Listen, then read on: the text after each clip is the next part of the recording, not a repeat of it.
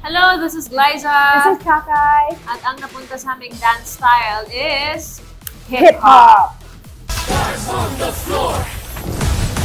How do you define hip-hop? Wow! May ganon! Well, actually, may nabalitaan ako na hip-hop daw is a movement. So, meron siyang 5 elements. Yes! Hindi ko na alam yung mga iba, pero isa doon yung dance. Kasi meron ding parang graffiti. Diba? It's a movement. So, parang hindi lang siya klase ng dance, but I think yung mga... Malawak siya. Pero exciting kasi kasi nung concept natin, which is Pico. So, bukod dun sa hip-hop, may Pico kaming element, tapos may futuristic na element siya, side din siya. So, diba? Like, nung narinig namin sabi namin, Sino ba nag-iisip nito? Guys! But ang galing, kasi na-pull off ni Coach na pagsamahin yung dalawa, na-combine niya together, na hindi ko alam na pwede pala. Sa rehearsal namin, I mean, marami kaming parang parts na sobrang nakakalito. I think it's because rin na mayroon kaming mga work outside. Yeah. So parang naghalo-halo siya. But yung talaga, yung parang eto, dito, oo. Meron kami ganun. Ganyan. And sobrang dami niya kasing movements. Oo. Na parang almost same sila, pero hindi sila same yung iba. Correct. Diba? Pero may mga basic din na parang ganyan. Nakikita natin lagi. Diba? Parang running man. Yeah. Actually, pati yung outfit. Kaya, oo nga, no? Naka-tracksuit. Pero ayun, siguro, nakakalito siya, challenging siya kasi may mga mabibilis na movements, tapos biglang, may mga mababagal, magda-drop, tapos, ayun. And parang yung change ng character ate, di ba? Kasi hindi lang siya yung parang, kasi sinasabi sa amin ni Coach LA, at parang meron lang kami parang specific na actions na parang gagawin sa mukha and sa body. Which is mahirap siyang, alam mo yun, as nagsasayaw ka, iisipin mo parehas yun. The facial and the body. Yeah, yung mga intentions namin. Minsan masaya kami dito. Minsan nonchalant lang. Tama yun yung nasabi.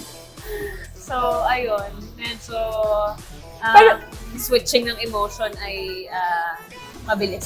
Pero ang galing kasi meron kaming steps sa flooring, tapos nakuha agad namin ni Ate Glyza. Oo, na-proud ako sa atin doon. Diba? Ang bilis like, feeling ko, pwede na tayo mag-break dance after. Wow! Teka lang, baka matuloy. Wait lang kayo, guys. Ito na yung B-boy. Gano'n. Yeah. Frustration is kapag hindi namin nakukuha dahil nabablanko kami. Oo.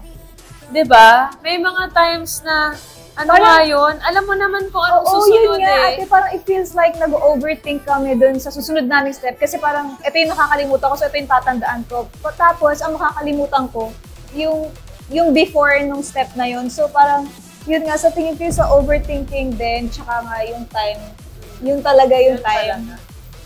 So kung pwedeng bumili ng time, ginawa na namin. Pa-Gcash na lang. Yeah. Gcash na lang. Ayun. Sobrang chill niya kasi. Oo. Kaya parang minsan feeling ko yung, tara na, coach! Ano ba? Maano siya? Parang, minsan nga, pag nasa tabi lang siya, hindi siya magsasalita. Parang ganun siya ka-nonchalant, ka-chill.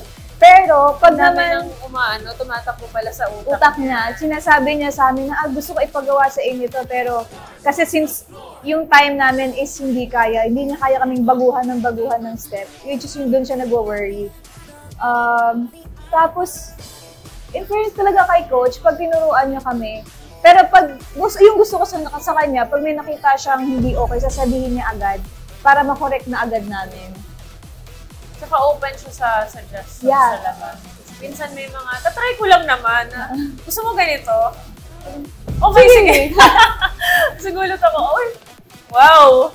Inano niya, parang, kumbaga parang yun yung collaborative effort din talaga na siguro din, dahil ang dami niya rin ng gustong ipagawa, minsan din parang sinasabi niya na hindi niya alam kung mag-work. So, itatry talaga namin mga different steps and kung nakita niyang maganda, di we'll go with it. Yeah.